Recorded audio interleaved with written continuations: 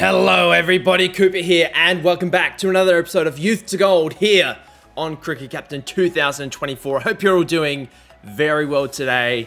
This is a biggie. In today's episode, we're going to get through all the way to the end of, I'm guessing it'll be the end of the 100 and the end of the Metro Bank One Day Cup. We're sort of at two separate sides of the spectrum in these competitions. The Metro Bank One Day Cup, we're doing very well. We're currently unbeaten at the halfway point at the top of the table. Nobody's really come within very close of us. And in the 100, we're clearly the worst team in the league. We've won a game at least, but we have by far the worst net run rate in this game, in this competition, I should say. So it's not great. It's not great. We've got our first game of the episode against the Northern Superchargers in Leeds. We have basically gone unchanged for the majority of this competition, only because I don't really like the squad very much, and there's not really a lot for me to do, considering we only have 16 players, and 2 of them up until now were injured. But Tom Hartley is back from his injury. He has a pretty good T20 record. It's not the best, but it's by no means the worst. And most importantly, he has international experience. So what I'm going to do, ordinarily I wouldn't do this, but I'm actually going to take out one of our overseas players in, if I can remember his name, Faisal Haq, who he's just not in very good form right now. He's not taken a wicket we took a wicket in the last game, but prior to that, he hadn't taken a wicket in 4 games. So we're going to give him a stint on the sidelines. Josh Tongue is going to open the bowling with Klassen, and we're going to go sort of with a double spinner lineup. The pitch is more of a batsman's wicket. Not too worried about how the bowlers are going to perform. As long as we can score some runs, I think we're going to be fine. We've called tails on the toss. We've actually won the toss, funnily enough. They have a pretty good lineup. They've got Matt Short, Jason Roy, Ollie Robinson, the wicketkeeper, Pooran, Harry Brook, Stokes, Santner, Adil Rashid, Matty Potts, Reece Topley. They're very good. We're going to bat first. What's the predictor say? 160, only has a sort of 46% chance of winning, which, considering the squad that they have on paper, I mean, that's very generous. We'll see how we go. All out after 95 deliveries, but we scored 174. We were on track for about 200 at one stage. The opening partnership of 85 off the equivalent of about 30 balls really set us up. Phil Salt, unfortunately, couldn't get the first 100 for us in, well, ironically, the 100. He ended up 95 off 41 balls, 14 fours and 4 sixes. Joss Butler, 30 off 14, hit a 4 and a handful of sixes. But apart from that, only 2 other players made it into double digits. Max Hurst, who I'm pretty sure got a duck in his last innings, and then Jamie Overton, who's also got a duck in his previous innings. Their bowlers actually weren't too bad. Adil Rashid and Sandner picked up 7 wickets between them, which, considering we have 2 spinners of our own, does give me a bit of confidence. But we tapped Ben Stokes around the park, as we did Reece Topley. I mean, there is a tiny bit of optimism that we can do okay in this match. The predictor has them scoring basically 162, but it's a 50-50 shot of us winning this one based on the predictor. So we'll wait and see how it goes, but I don't have a great deal of confidence in our bowling lineup. Unfortunately, we could not restrict them to under 175. Harry Brook, the main man, finishing 78 not out off 37 balls. Ben Stokes hit the winning runs. Harry Brook, what a player. He's actually not having the best season if we have a look at his current stats. Tests, he's only averaging 13. In T20s, internationally, he's only averaging 18, but domestically, he's been an absolute monster. But yes, Harry Brook, player of the game. Another loss for us. And we actually have another one-day match happening at the same time. And we win by 6 runs by some miracle. I see Bannister, 54 of 69 down the order. Higgins finished 30 off 28. How did he go with the ball? 1 for 48. It's not too bad. But 54 not out, batting at number 10 is absolutely incredible. But it's another win for Northamptonshire in the One Day Cup. And that is something I'm going to continue to brag about. And now, unfortunately for us, we are now outright bottom of the 100. 1 win, 3 losses, and a negative 1.17 net run rate. If we hop over to the Metro Bank One Day Cup, we are now 2 games ahead of Derbyshire in first place. Very happy with how that's going. We now have another game in the 100 as our next fixture. I'm hoping that our 100 fixtures and One Day Cup fixtures don't continue to overlap, because that is incredibly annoying. This time we are playing at home against the Oval Invincibles, who are in second place. Now, I have changed it to a spinner's wicket just to give us that little bit of an advantage playing at home with the 2 spinners we do have. We have won the toss. We're going to bat first once again. And considering the talent that we have with the ball, particularly with spin, we've got Mir, who has been very good for us. He's picked up a couple of really cheap economical spells. He's got a 2 for 7, a 3 for 6. Yes, he does have a none for 36 and a none for 46.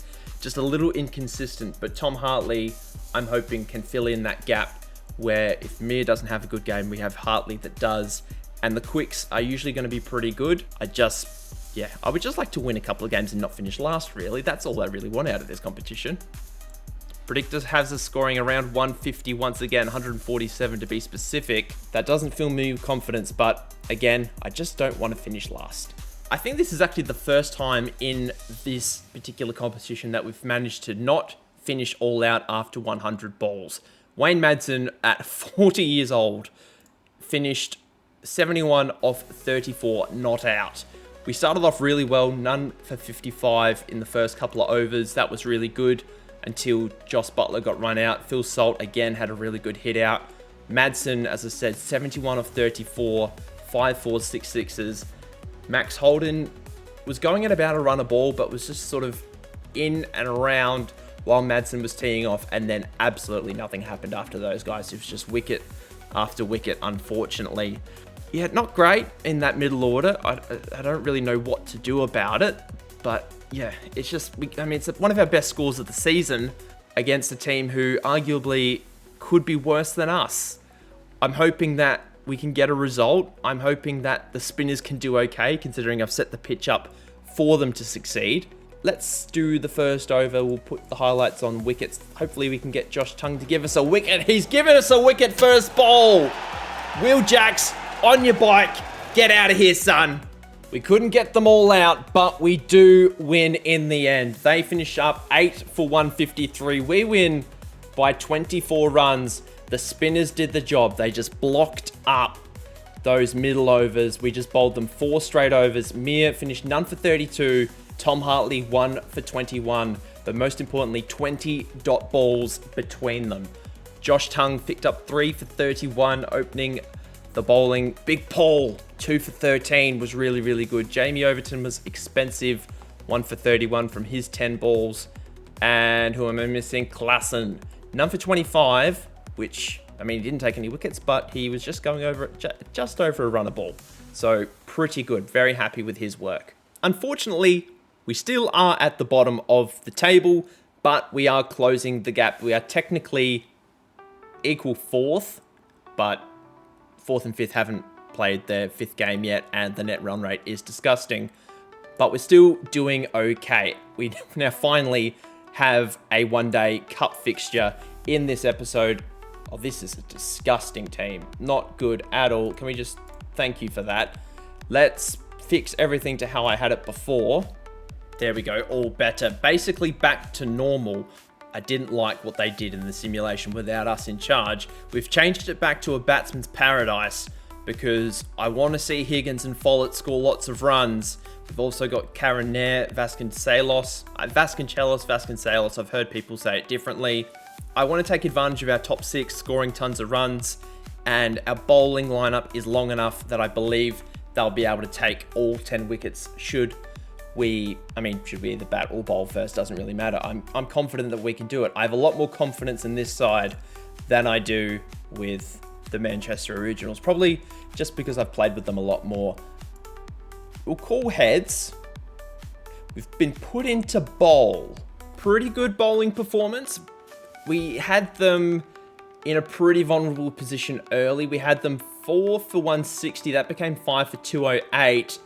Then 8 for 231. But then the last sort of 2 wickets, they scored 30-ish runs, which would have been nice if they didn't do that. But I'm not going to complain too much. Bannister was really economical. Only picked up the 1 wicket, which was actually with the final ball of his spell. He is now averaging 30 in one-day cricket, but 8 wickets at under 5 runs and over. You can't complain about that. Alex Russell was the star man. Scrimshaw was very good as well. Call and Sanderson played their part, but Alex Russell was awesome. Predictor has us scoring around 240, so Somerset are the favourite here. I don't think I actually said we were playing against Somerset. So I think we'll start slow and then we'll sort of ramp things up towards the back end of the game. The predictor has us scoring 241, which isn't going to be enough to win this game. But I'm thinking if we start slow, build up a bit of positive energy, be patient early, and then once the field opens up, score as many runs as we can. I think that's the best way to approach this because it's very flat, very good for batting on. And I mean, 270 is a pretty reasonable total on this pitch. 5.5 runs and over. I think we're going to be okay. But if we lose wickets quickly, that's when I'll get nervous. 2 runs to win. Bannister cuts the ball away. Fielder can't get there. That is the victory. We win a 6th consecutive game in the Metro Bank One-Day Cup. Higgins finishes with a not out 112. It says he didn't get dropped for... He got dropped on 99. If I can find that delivery, if we go back, it was here, this ball here. Actually, you can't see my cursor, but Grant Thomas, where there's a little exclamation mark, that was the ball that Higgins got dropped on for 99. Bannister came in at 7, 24 of 19, striking at 126. He's having a fantastic start to his one-day batting career. Has an average of 103. Bear in mind, he does have 4 not outs.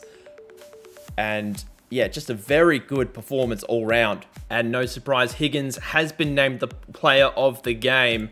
He's currently averaging 78 as a one-day cricketer for Northamptonshire. Very, very good by the 18-year-old.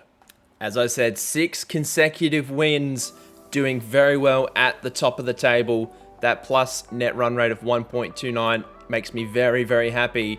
The 100, we're still in the bottom of the table. We've now, back in the 100 now, Manchester Originals against the London Spirit, who is in 5th. Hopefully we don't have a fixture on at the same time. It says we do not, which is great. So that is awesome. And I've got some sad news. Madsen, unfortunately, is injured. I don't know what the injury is. He's got a stomach bug for 3 days, meaning our batting depth has really suffered in this particular competition. I'm just going to bring in Stanley just because our only other available batsman is Raz and he's unavailable. And of the 4 bowlers we have available, he's the best in form and has the best batting average. Yes, that batting average is 5, but I'm making the best of a bad situation. Now we're just going to basically do this. I think actually we'll move Tom Hartley back up to 8. Tongue can bat at 11, and this will basically have to do. Good batting conditions. Outfield is slow. It's looking a little overcast, so we may lose a bit of time. We'll call heads on the toss. We will bat first, I think. Yeah, crap. Absolute crap. All out for 78. Taylor, who picked up a 5 for earlier in the competition, 5 for 30 in that game, picked up 5 for 32 today. He is having an absolute blast in T20 cricket this year. 47 wickets at an average of 13. 4 fifers has been awesome. Andre Russell getting some game time as well. 2 for 25. Liam Dawson. Did he ever play Test cricket? He did. Not very much of it, but he was there. 2 for 9. Critchley even chipped in with a wicket. Opening partnership was great. And then the rest of the team scored 36. I don't see us defending this one. As I said, didn't see us defending it. We were never even in the game. They chase it down with plenty of time to go. Really disappointing fixture. Taylor obviously gets player of the game. Unfortunately, our next fixture in the 100 clashes with our one-day cup fixture, which is really starting to irritate me. I don't know what to do about it, but yeah, if there's anything that you can do, please let me know in the comments, because I would really rather this not be the case.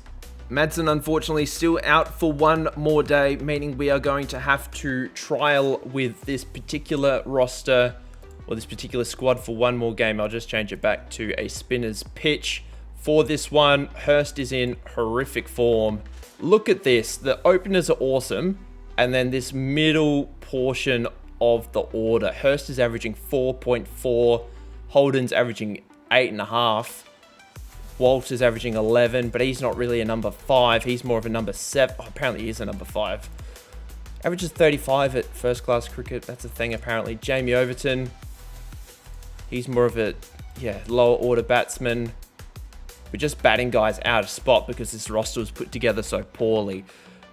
It's not good. Anyway, we've got the Northern Superchargers at home. It's second to last versus last. Please win the toss. We don't win the toss. We're going to bowl first once again. And the spinners need to do a job. I'm actually going to open up with Tom Hartley just for something different. We'll see what can come of it in the first over. We do get a wicket in the first over. It's going to be match short. I don't know how it's going to come. It's going to be a run out, which, you know what? I'll take it however they come. And that first over ends up going for 9, so not too bad. Well, this could have been a lot worse. Tom Hartley is my hero. 6 for 21, including 4 in an over. If we just go back an over, beautiful. He got a hat trick, 4 wickets in an over. And then I still don't know how to say this guy's name, picked up a wicket as well. We tried a bit of everybody with the ball. They were cruising. They were 3 for 154, ends up 6 for 190. I want to say it was horrific bowling, but if it wasn't for the spinners, we would be in a lot worse place. And if we hop over to Northamptonshire, 9 for 293 against Lancashire in their 50 overs. Prithvi Shaw, Vasconcelos, opening partnership of 181. Higgins only ended up with 3, unfortunately for him in this one. But Bannister not out again at the end. His average is up to 115. 6 innings, 5 not outs. He has been absolutely incredible. Higgins averaging 63 in one-day cricket so far. We only need 161 from 100 balls. The predictor does not like us. They think we're only going to get 135. I mean, I don't feel good about it either, but if we're going to win against anybody, it'll be these guys, considering they are second and last. Apart from a select few, this team makes me really sad. Joss Butler was great, 60 off 37, not out, carried the bat. Yeah, just the middle order. I don't know what to do about it, just because we don't have the right kind of players. Phil Salt and Stanley were the only other 2 players in double digits. Bowling-wise, we just got absolutely spanked. It was awful. Really did not like it. Northamptonshire win again.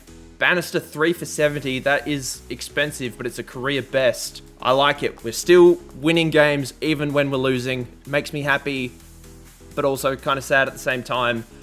I'm kind of just...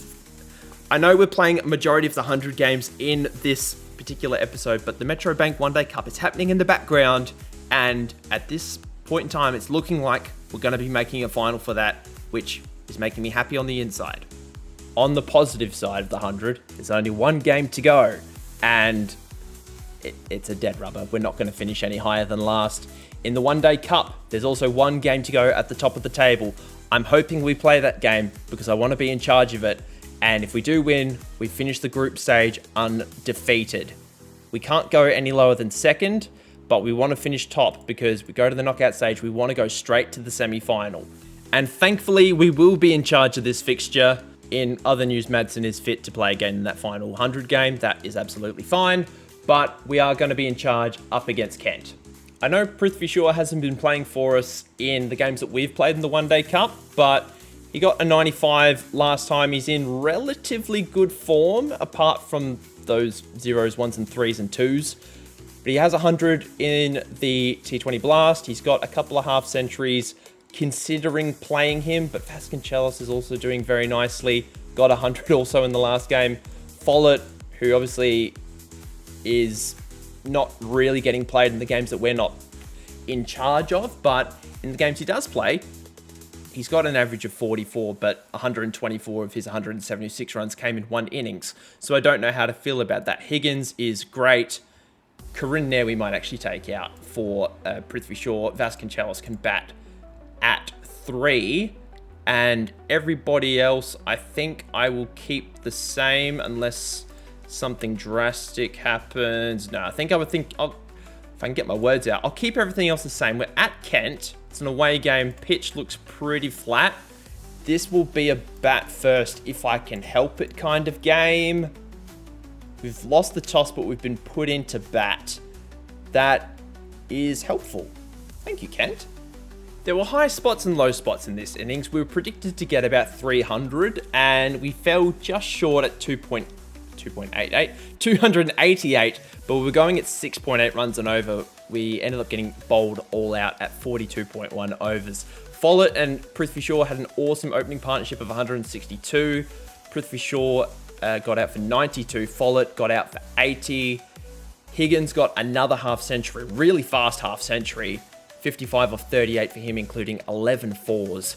And then it just, after that, we were just awful with 2 for 202 to be all out for 288. So not our best. Bannister finally got out. He got out for a duck, funnily enough.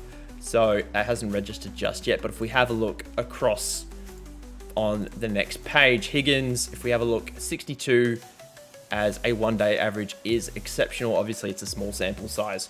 Follett averaging 51. Again, small sample size for your first season. Bannister, does that bring the average down? Yes, it does. He's averaging 57. Again, small sample size, but good result. I'm hopeful that we can bowl Kent out and remain undefeated for the rest of the group stage. Obviously, the finals is another thing, but this is the test here. We got to bowl well. Predictor has them scoring well under what we scored, 246. So I think we're a real shot here of being undefeated. And we bowled absolutely superbly, all out for 143, and some really good fielding in this one. 2 run-outs, including that of Jack Leaning. He got run out for 69, who was their top scorer. Hollins, who I believe is one of their regens, he got out for 30. He had a half-decent innings. He looks to be an okay prospect, having a very good career in one-day cricket so far. But if we look at the bowling card, Siddharth Kaul, 2 for 9 off 5 overs, was very good. Alex Russell picked up 2 for 53. Scrimshaw was the best bowler, 4 for 29 from 10 overs. Normally very expensive, but this time very economical.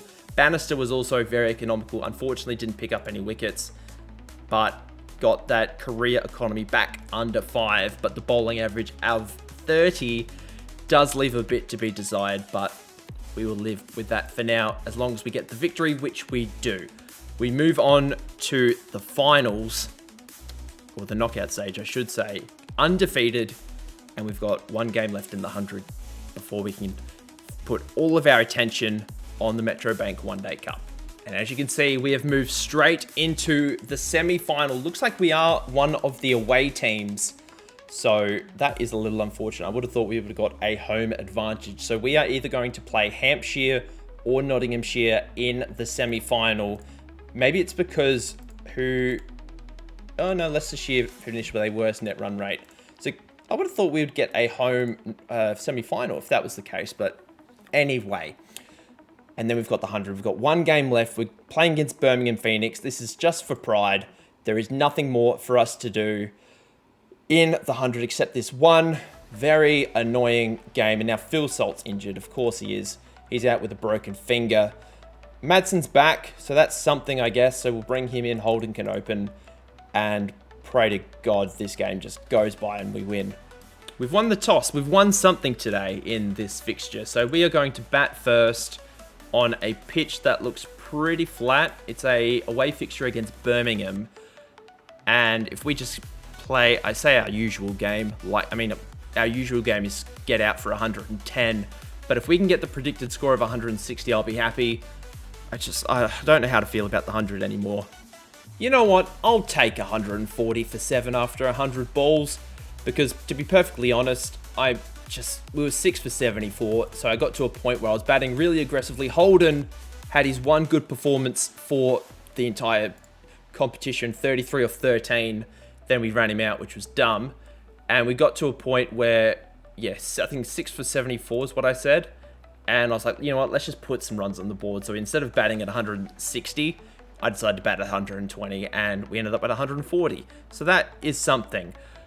Wokes was really good with the ball, 3 for 40 off his 20 balls. Apart from that, nobody really did very well with the ball. But now we need to keep them to 141. I think we just bowl as defensive as possible. Can Josh Tongue get a wicket opening over? No, he can't. Fingers crossed we can get a win here. We gave them a bit of a run for their money. We had a little interesting at 5 for 83. Overton did well. Mir did well. Hartley picked up a wicket but was expensive.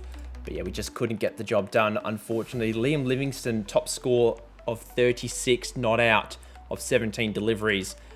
We finished the tournament. Thank God that's over. We'll save this scorecard as I've got a bit of a surprise for you at the end of this video. And we get to the knockout stage of the 100. Oval Invincibles are going to be taking on the Welsh Fire in the prelim final. Trent Rocket's already in the final. We will see how that plays out. Turns out we actually do get a home game for the semi-final. We're playing up against Hampshire. And if we have a look at the domestic tables, that is not the one I wanted to look at. The Oval Invincibles beat the Welsh Fire, so they will take on the Trent Rockets for the championship. And if we have a look at our schedule, Leicestershire will be taking on Sussex in the other semi-final. I've changed the pitch to be a very bouncy pitch, very fast bowler friendly pitch, because we've got 4 relatively okay fast bowlers and Alex Russell, who is our only spinner. He's been really good and he bowls well on all kinds of surfaces. So I'm hoping that he can do a job today. Follett, Shaw, Vasconcelos, Higgins. I'm hoping that top 5 and 6 will be enough on this wicket, because I really want to win this competition. Oh, here we go. Play. Cool heads on the toss. The toss, not the tosh. We will bat first. I think we'll bat first, even though it is a bowler-friendly pitch. I may live to regret it. I took a risk, and I don't think it's paid off. All out for 179. Scrimshaw was the last man standing. He was 19 off 23. Zabe was the top scorer, 44 off 42. Higgins wasn't too bad with 39. Follett got 31, but it was early wickets that cost us. We were 2 for 12 after 2 overs. Liam Dawson was incredible for them, 4 for 24. I mean, a lot of those wickets were the cheapies at the end, but you still got to take those wickets. 180 runs being defended at 3.6 runs and over doesn't make me feel good inside. We were undefeated through the entire group stage. I don't want to fall here. I think we have to be aggressive here. We're going to go Bannister being fully aggressive from the start. A really good opening over, only the 3 from it. Scrimshaw is going to be the same. He is a strike bowler, only 4 from his over. So the run so far, not a concern, but we need wickets. And we fall short. It was a mistake at the toss, and we have suffered for it, unfortunately. They win with 20 overs to go by 8 wickets. Gubbins led the way with 80 not out. Liam Dawson is player of the game. That hurts, considering how awesome we were through that entire tournament. Oh, I feel sad now. In other news, Sussex beat Leicestershire in the other semi-final. We're going to have a Sussex-Hampshire final. And looks like the Trent Rockets beat the Oval Invincibles in the 100 final. They posted 185 for 7 in their innings, and Oval Invincibles all out for 99. They win that very comfortably. We now have a county championship game. That will be the next episode, but the games are over in this episode. The content is not over. And here is the final part of today's episode. Now, this is a wonderful, wonderful tool who I mean, I cannot take credit for building this wonderful tool. It is most primarily used or most made famous for in the cricket captain community by a guy named Rob. I will put his channel down in the description below, and he makes amazing cricket captain content. I recommend you give his stuff a watch. His series are used a lot around data and have heavily inspired this particular series that I'm playing, and I just want to show off this wonderful tool that he has allowed me to use. It is a paid tool, so I will, in his channel bio, there's like a link to his, not his Patreon, but sort of that equivalent. And there's a video that basically gives you a rundown of how to use it. But this is the Ultimate Cricket Captain 2024 dashboard. Basically, you take screenshots of your scorecards in-game, you process them into this program, and it shows you all the data that you could possibly ever want. I believe I've got this all correct. There are a few little hiccups that do need correcting every now and then, but Rob is consistently working on this, and he has been very helpful with me trying to understand how to use this, as I'm not absolutely perfect with it just yet. One thing that I will be showing throughout this series, mainly when competitions end at the end of each season, so for example, one-day competition we've just had, I will show you off the stats for those as well as the 100. So now that the one-day competition has ended, we're going to go over all of the stats, see who played well for all of the teams, see who played well for us, and just do a bit of a data analysis to see and look at guys who we could potentially recruit at the end of next season in the off-season if they are eligible. So if they're under the age of 19, if they're an overseas player, that kind of thing. Looks like Neil Gubbins scored the most runs. I believe he plays for Middlesex, if I remember correctly. You can sort by club, but we're just looking at the entire competition at this point. He scored 717 runs at an average of 89.62. Tommy Haynes was not far behind.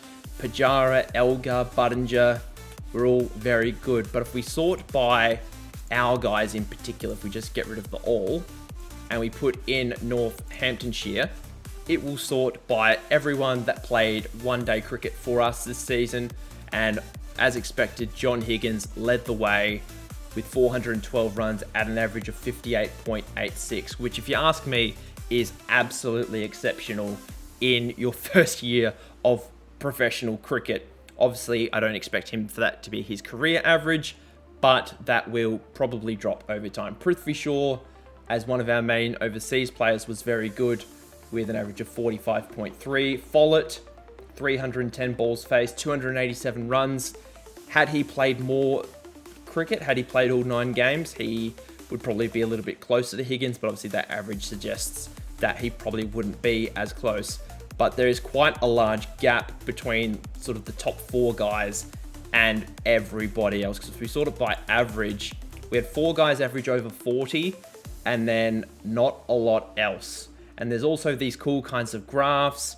There's format records, season statistics, average strike rate per season, the last 15 innings for, you can sort this by individual player. So we'll sort it by a couple of players, mainly the youth players that we do have, because they're the primary focus of this series.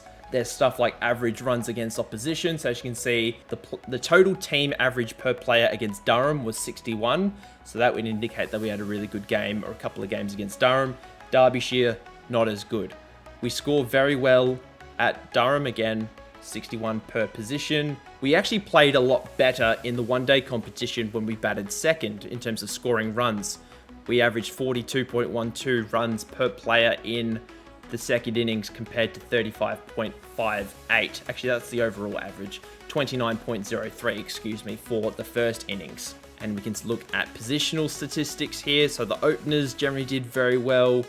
Number 11 averaged 43 apparently. That's probably just due to lots of not outs, I dare say. And we can have a look at the cumulative averages of each of our players. So this will be Bannister. That is really hard to read, but he was averaging 115 at one point after 6 matches. Obviously that dropped down to 43 at the end of the competition. But this does not take into account the career statistics that every single player has ever played. Only the games that they have played in Cricket Captain. So for example, if we grab someone like Steve Smith, Actually, no, let's find a real good example of this. So if we sort it by matches, it says Prithvi Shaw has played 7 one-day matches. Obviously, he has played more than 7 for his career. It is just the data that we have extracted from the game for this season. So this will obviously track everything from this season going forward. One particular name that I did want to have a look at was Higgins. He did very well in the one-day stuff this year, averaged 58, as I mentioned. Career high score of 112, 200s, 150. He got out for less than 25, 33% of the time, but scored 50 plus 33% of the time. So you can see there's all sorts of tiny little bits of data in here that is very, very interesting. As you can see, he started a little slow, then got some really good scores in the middle of the tournament, and then towards the back end kind of faded away a little bit. Durham was his best performance, his best average performer, I should say. Derbyshire and Lancashire didn't have a great time. Middlesex and Somerset, I don't believe he actually played against them for whatever reason, and he mainly played at 4 and 5 for us. But it does show that he scored more runs at number 4 than he did number 5. Obviously, this is a small sample size and is something that we're going to have to keep an eye on as the seasons go by. We're going to do the same for Follett here. As you can see, 287 runs at 47.83. Not a bad average whatsoever, but did get dropped a couple of times when I wasn't controlling the team. As you can see, had a slow start, but then towards the back end of the tournament, 2 scores of 50 plus, 1 big 100 there of 124. Unfortunately, we couldn't get over the line in the final. Really good opening campaign to his one-day career. Average was as high as 51. It dipped down to 47 towards the end of the season, but that strike rate, 92. If we can get that above 100 in one-day cricket, I'll be happy.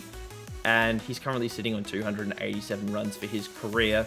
The first class numbers, which I've already had a little bit of a sneak peek at, are very interesting to look at when we look at the whole team combined. But let's have a quick look at the T20 over stuff. And in 20 over cricket, it was 441 runs leading the way for Follett, who averaged 36.75. Raza averaged 40.5, only had the 5 innings. However, Prithvi Shaw was not far behind Follett. He had 388 runs. Higgins was pretty good in the games he played, only averaged the 29, but we did really struggle in T20 cricket. Although we are in a position where we can play some T20 finals. We are in the finals, but that back end of the tournament was an absolute disaster. And this is a particularly interesting one to have a look at. This takes into account every single player that we used in T20 cricket this year for Northamptonshire. As you can see, the averages started really high, but as we began to lose games, you can see just an overall trend of everybody's average dropping down. So there's a lot of potential with this information. It's also just a lot of fun to have a look around in, because Cricket Captain, unfortunately, is quite limited in the data it does present. I'm not going to show too much of the 100 stats in this one, because quite frankly, a lot of those players aren't going to feature in the future, essentially, of this series. But I just wanted to quickly show off these batting numbers. And we can also have a look at the bowling numbers quickly. There isn't going to be too much to have a look at in the one-day stuff and T20 stuff. We might do this combined, actually. It does take a little bit of time. The more scorecards you do have open, the more data, the longer it will take. But Russell, combined in one-day cricket and T20 cricket for Northamptonshire, was the leading wicket taker, which isn't too much of a surprise. Average of 46 wickets at an average of 16.39 is really good. Scrimshaw was about 10 wickets behind, but played 2 less games. Sanderson, Bannister was good. Willie, Keogh. Yeah, apart from those top 3, Bannister only played a handful of games, but those top 3 were really key for us. And you can even have a look at combined team statistics. So it's got, obviously, for the year, you can only do it for the year, I believe, or at least there's only one year to pick from. But over the course of the year, you can see that Sussex have scored the most runs, scoring over 10,000 runs. You can see which team has had the highest score. So Lewis Deploy for Middlesex scored that 241 at the start of the season. But there's also international rankings. I sort of have to manually input this at season's end. And there's also player rankings. So we can see that the number 1 rated batsman in the game so far, or at least in England has been Neil Gubbins with a overall rating of 2,687. Taylor, who was really good T20 bowler, 3,092 for his bowling rating. He's also the best all-rounder. And if we look at strictly batting rating, we can see that Gubbins is leading the way. Follett's actually in second place. I'm not exactly sure how the points are allocated, but there's a little bit of distance between him and Gubbins for first place. Haynes is right behind Follett in second. And if we have a look at the bowling rating, we can see Taylor's in first. Quite a bit of distance on him, on Peter, I should say. Jofra Archer not far behind. Ollie Robinson not far behind. And Alex Russell, 2,500 points as a bowler. And the last thing we're going to have a look at is the head-to-head record of all teams that have played games this season. And this is across all formats, I believe, but you can filter it. So who has won the most games against an opposition? A lot of these teams have won 100% of their fixtures. They've only played one game against another player, or another club, I should say. But we can see here that India have beaten Zimbabwe 5 times out of 5. I'm assuming those are all limited over fixtures. There's also domestic tables that we can filter by. I'll obviously put this together at season's end, so we can track that data over the course of a season. And then here is all of the scorecards that we uploaded.